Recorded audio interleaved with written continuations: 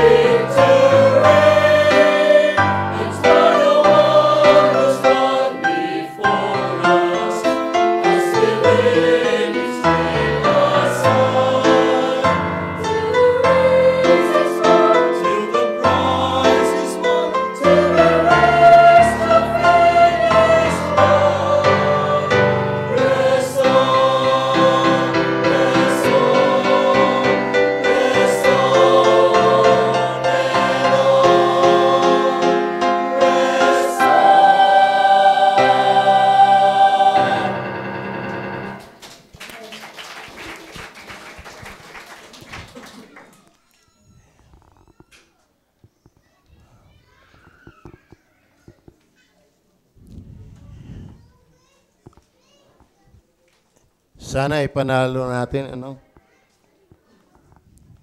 Hindi madali yung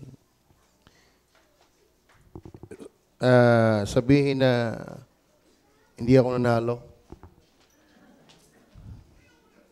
Mabigat ho yung talo. Tama ba? Kaya nga sa basketball eh. Pag talo, mabigat. Huwag natin nang babaliwalain ang ating labanan. Sana tayo ay Kristiyanong nagtatagumpay talaga.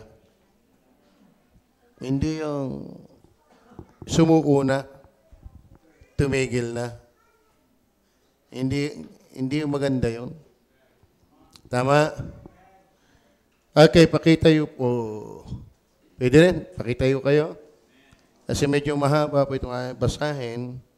Kasi gusto kong makita ninyo yung tagpo ng ating pag-aaralan.